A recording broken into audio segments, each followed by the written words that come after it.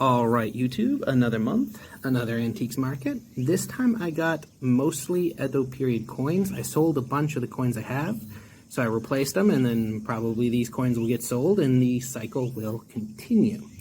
So I'm going to start with the non-Japanese coins, which there's only one. So this is from 1975 from the USSR. It's 1 ruble, and it's the 30th anniversary of the end of the Great Patriotic War, also known as World War II. So it's celebrating their victory. Here we have the statue, Motherland Calls. This is a statue in Volgograd, which at the time was known as Stalingrad. Stalingrad was a site of very, very intense fighting during World War II. At the time it was built, it was the tallest statue in the world. Now it's the tallest statue of a woman, not counting the pedestal. So 14.9 million of this coin were made, and then in 1988 they also made a proof version of this coin. Moving on, we have a standard Japanese 100 yen. So this is 60% silver. These were 200 yen, which is a pretty good price for them. So all of them but one are from Showa 34, which would be 1959.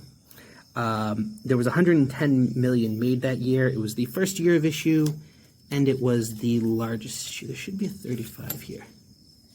34, 34, oh, 35. All right, so 35, that would be 1960, and they made 58 million that year. These are very, very standard junk silver in Japan. A lot of times, if you find a good deal, you can get them at melt, or 200 yen is technically below melt on these.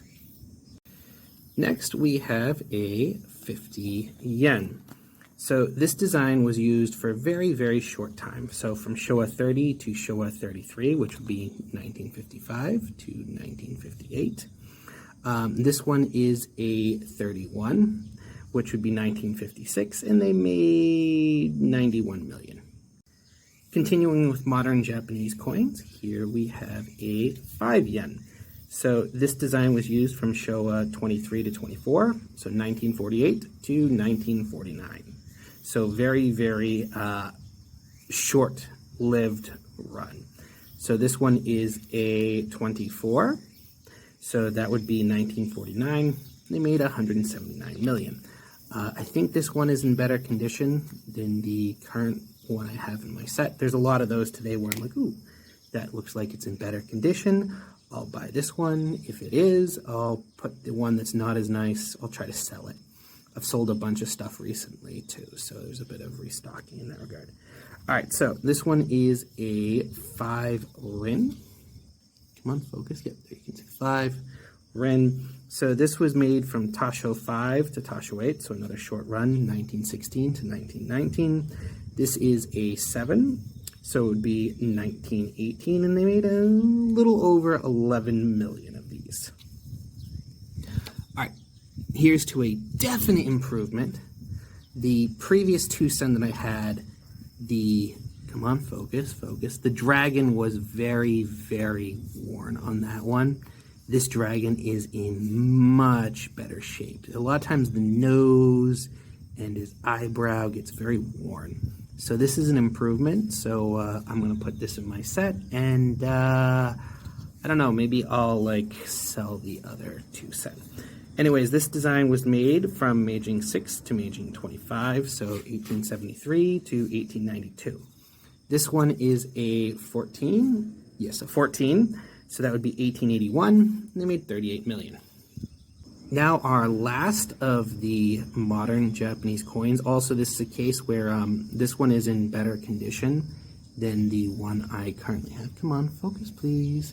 So this is a half sen. Focus. There we go. So once again, the dragon is not as good, but still better than the example I have. So the half sen was made from Meiji 6 to Meiji 25, so 1873 to 1892. This is a 10. Yes, I always doubt myself when I say that, so I then turn around and check. So this is a Meiji 10, so that would be 1877, and they made about 29 million of these.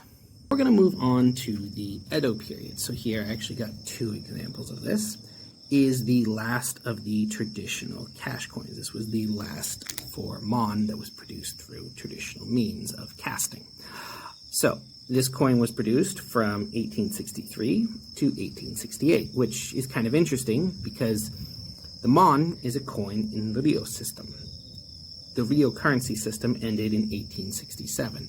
So as a stopgap, I think they continued to be produced because the Osaka Mint got its machines in 1868 and was producing coins in 1870. So for a while, these continued to circulate in the Japanese economy. What's also interesting about these coins is a lot of times they're recast. So they would take the old 4-mon coins, melt them down, and cast them into new ones. Which brings us to another 4-mon. I ended up getting 3 examples of this. These are actually really common.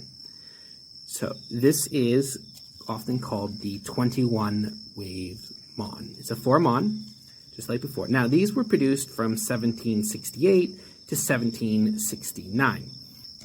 Here we have an even older 4-mon coin. So you can see similar pattern to these ones, however, different characters. So this one, I believe, is from 1857 to 1859. Going even further back, here we have a 1-mon. So this is oftentimes called a ko because of the ko on the reverse. So this would have been produced from 1737 to 1742. A bit older, kind of an interesting design.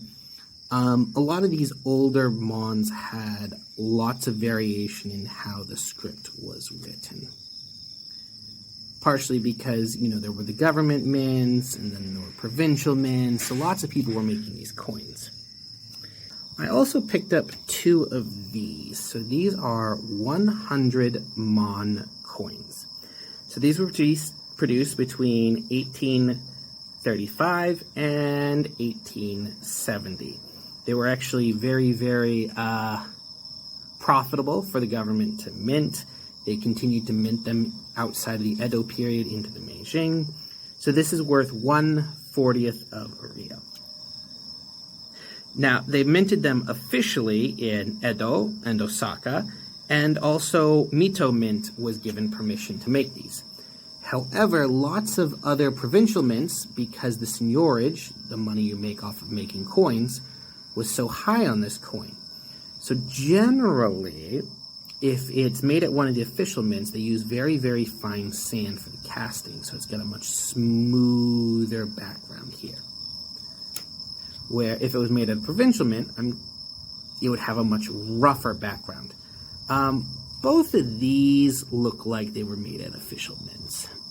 And then, going even further back, the oldest coin I bought today. So this is a 2-mon. It's actually a Nagasaki Trade Coin.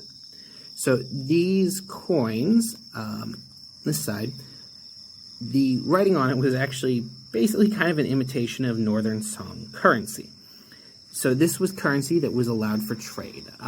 Oftentimes the Tokugawa government is talked about as being very isolationist.